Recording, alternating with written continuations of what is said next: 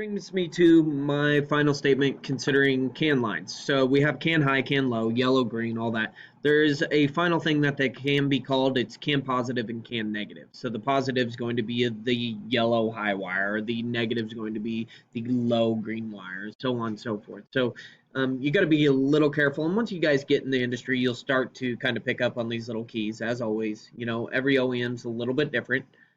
So at least now you can say you've seen them all. Whether or not you remember them all, that's up to you guys. But you've seen all the different names that these could be called. All right. So as we talked about the twisting in the wires, its design is to eliminate all electromagnetic interference. So another signal cannot bounce into that wire by accident. Now there's a whole series. So we talk about J1939, J1508, 1708, and 1587. All these different things, they're all protocols, they're all requirements. And we're going to get into the actual requirements or the protocols that are designed by these different J's, right? In a little bit later. But one of those requirements is exactly how many twists per inch you have to have in these wires. And that's actually very important.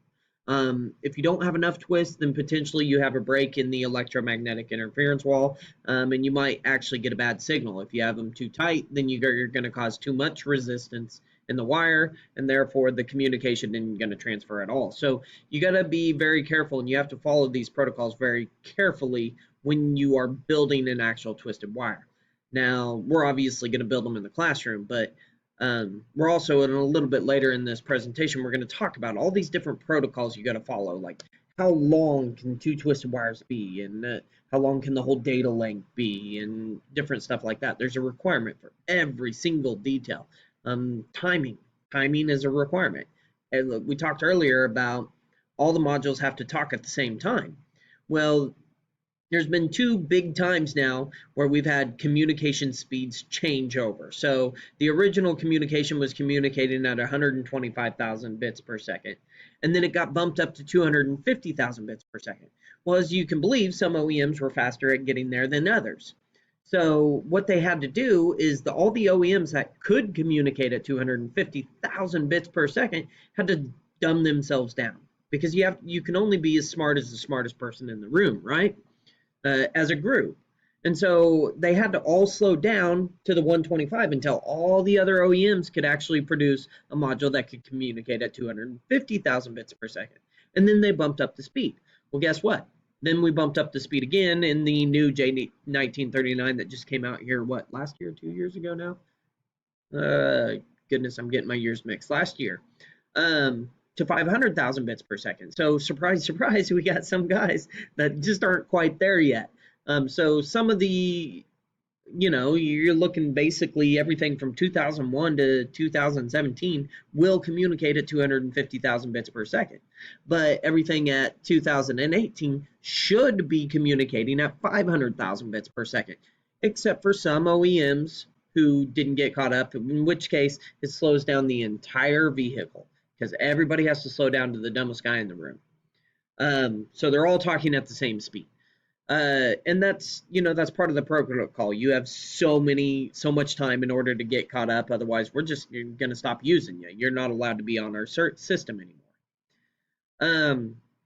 So finally, any connection that you make, if you're ever building these twisted wires, any connection you make should always be soldered. These are communication wires. They have to have perfect continuity at all times. We're dealing with zeros and ones communicating at 500,000 bits per second. It doesn't take any resistance to interrupt that. So you have to solder every single connection. Now here's the deal. You cannot solder the wires, you cannot solder the wires, you cannot twist the wires prior to soldering. There's a very specific way to twist these wires. And basically what that is you don't take the wires and wrap one around the other. If you do that, you are basically essentially not doing anything at all. There's no electromagnetic interference whatsoever. The wires have to be twisted at the same time around each other. Now, the easiest way I've found to do that in the past is with a drill. So let's say you got to create a 15-foot twisted pair with exactly one twist per inch. What you're going to do, one full twist per inch, which really looks like two, right? Um, what you're going to do is you can take two wires and non-soldered separate wires, and you hook them both inside a vice grip. Take the other end of those two wires and you hook them both inside of a drill bit, and you back way up, you pull them kind of snug, and you pull the trigger. Now do this slow, otherwise you're going to snap the wires. It's not a good deal. Do it slow, and as it pulls the gun in, let it. You want to keep some tension on it as you're spinning the drill, because you want those twisted wires to evenly wrap around each other. So keep some tension on it, but don't pull against it, right? You'll snap the wires. So you're going to pull it, and that wire is going to get shorter and shorter and shorter because it's twisting together. So you got to keep in mind that before you cut your wires off, don't cut them off at 15 foot. You're going to have to cut them off at, usually I found it was best just to go double. So 15 foot, I would cut off 30 foot. But typically, I would say the actual amount that you'll need is probably going to be somewhere around 25 feet, suck down to 15 pretty nice. But anyway, once you are done twisting all those wires together, then you can solder, but do not solder prior. All right, so more about these wires. You have a can high, can low. Can high is yellow or can positive. Can low is green or can negative. Okay, so these two wires, remember I told you that they have a redundant message. They send the exact same message, right? So the can high is going to be sending out 0, 1, 0. The can low at the exact same time is going to be sending out 0. Or I'm sorry, I did that backwards. 1. Sorry, guys. Don't listen to me. 1, 0, 1. So basically, you'll notice we're dealing with a voltage here of 0 to 2.5 volts. 0 to 5 volts.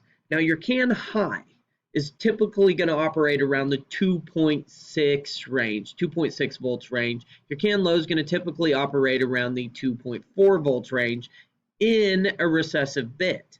Now, in a dominant bit, in other words, a 0, you're going to be operating at 3.5 volts to 1.4 volts.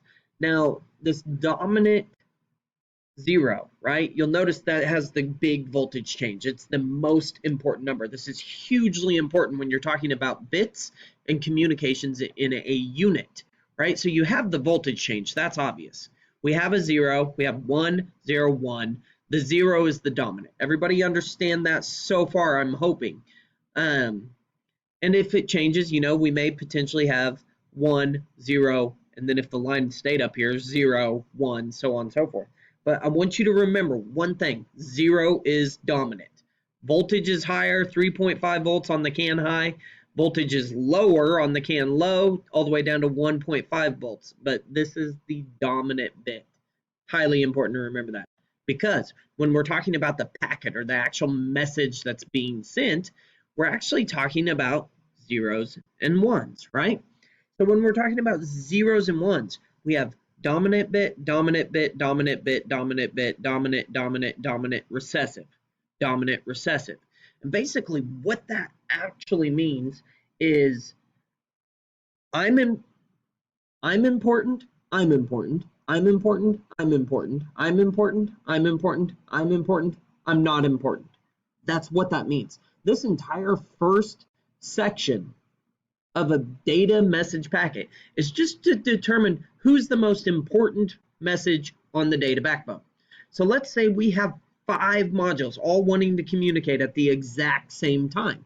They're all going to send out a message 0, 0, 0. Let's say a message isn't important, then it's going to put in a 1 right here, right? So since that is a recessive bit, right, it sent out that 1, everybody else is going to say, ha, you're not important, you stop talking, and guess what? He does. Because he's not important. He sent out a 1 before anybody else did. He sent out a recessive bit, so he shuts up.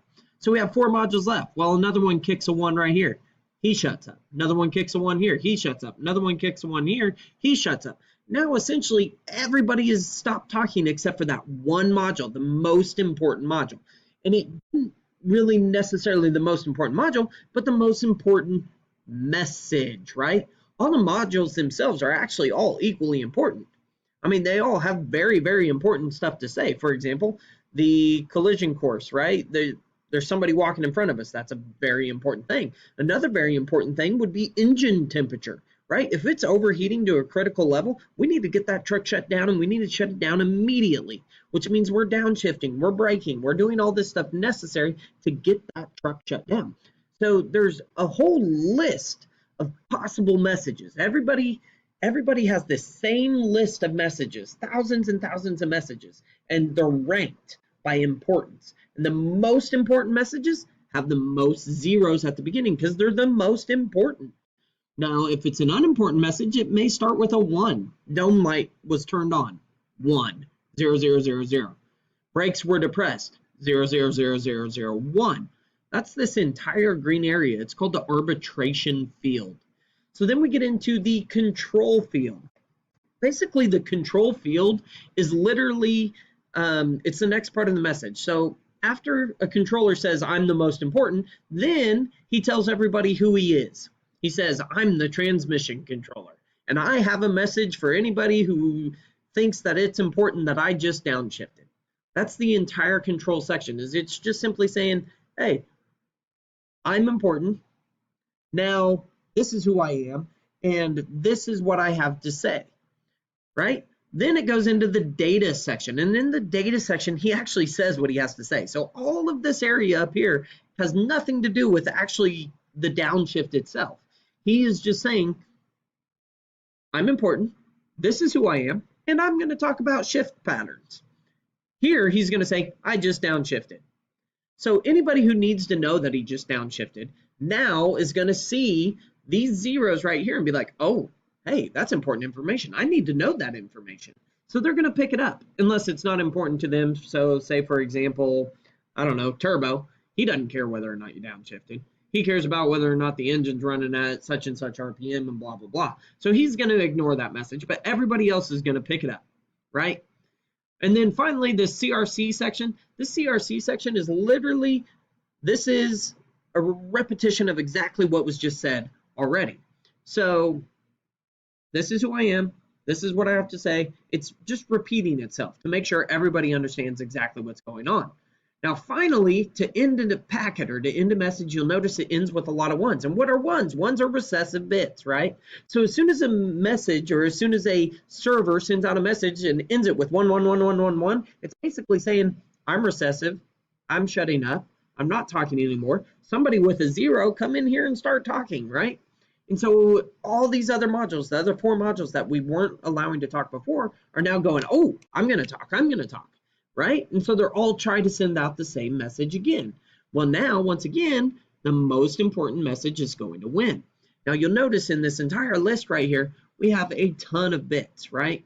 So there's approximately, I don't remember the exact number, I think 64 bits here, if I remember correctly. There's 64 bits of information here to send out one message, right? That's a lot of bits. And you would think, holy cow, all this information is going on. How long do you think it takes for this message to actually get communicated, though? Right? We have 64 bits here, 0, 1, 0, 0, 1, 1.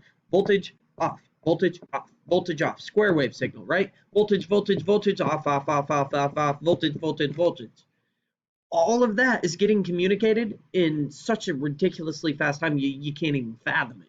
We're talking like thousandths of a millisecond is how long this message takes. We can communicate at 500,000 bits per second. 64 bits is nothing. Nothing, right? So not only can this module, or what we say, transmission module, communicate its downshift, but all 4 of those other modules that we're also trying to communicate can also all communicate, and still all of it be done in less than a millisecond. I mean, just immediately. So all these different guys can communicate a message just like this. We have dominant bits, we have recessive bits. Dominant bits, recessive bits. We have I'm important, who I am, what I have to say, what I'm actually going to say, repetition of what I just said, and now I'm shutting up. And all 4 of those modules can go through all of that in less than a millisecond. All right, that's it for this message or for this lesson. We'll continue on in the next video. Thank you.